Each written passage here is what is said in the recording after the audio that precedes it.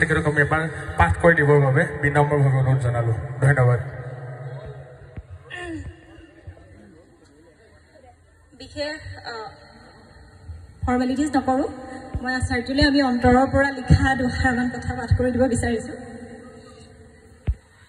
শংকৰদেৱ শিশু নিকেতন ৰতনপুৰ গায়নৰ প্ৰতিষ্ঠাপক প্ৰধান আচাৰ্য শ্ৰীযুত জীৱকান্ত দত্তদেৱলৈ প্ৰাক্তন ছাত্ৰ ছাত্ৰীসকলৰ তৰফৰ পৰা বিদায় সম্বৰ্ধনা।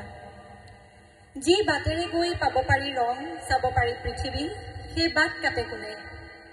শ্ৰদ্ধাৰ প্ৰধান আচাৰ্য, আপোনাৰ কৰ্মজীৱনৰ আনুষ্ঠানিক সমাপ্তিৰ এই দিনটোত আপোনাক উদ্দেশ্যি দুআষাৰ লিখিবলৈ লৈ আমি থমকি ৰৈছোঁ।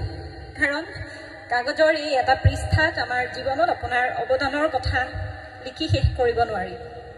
শিশুৰ জীৱনৰ মূল ভেটি গঢ়ে প্ৰাথমিক শিক্ষাই। আমাৰ জীৱনৰো সেই মূল বছৰকেইটা আপোনাৰ সান্নিধ্যত কটাবলৈ পোৱাটো আমাৰ পৰম সৌভাগ্য। ৩-৪ বছৰ বয়সতে এখন উকা কাগজ যেন হৈ বিদ্যালয়লৈ অহা প্ৰতিজন শিশুৰ জীৱন আপুনি সৎ উপদেশ, মৰম আদৰ আৰু শিক্ষাৰে এনেদৰে ভৰাই তুলিলে যে তাৰ ঋণ পৰিশোধ কৰা কেতিয়াও সম্ভৱ নহয়।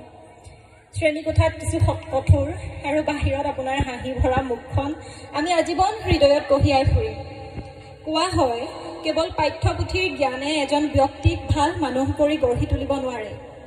মানুহ হয় সৎ চিন্তা আৰু কৰ্মৰে। আচাৰ্য, আপুনি এনে এজন ব্যক্তি যি আমাক সেই পাঠ দিয়াত অলপো ক্ৰুটি কৰা নাছিল। আপোনাৰ নিস্বাৰ্থ কৰ্ম আৰু সততাই আপুনি নোকোৱাকৈয়ে আমাক বহু কথা শিকালে, আপোনালৈ আমাৰ শ্ৰদ্ধা দুগুণে বঢ়ালে। শেষত শংকৰদেৱ শিশু নিকেতন ৰতনপুৰ গায়নলৈ আপুনি আগবঢ়োৱা অৱদান শ্ৰদ্ধাৰে সোঁৱৰিছোঁ।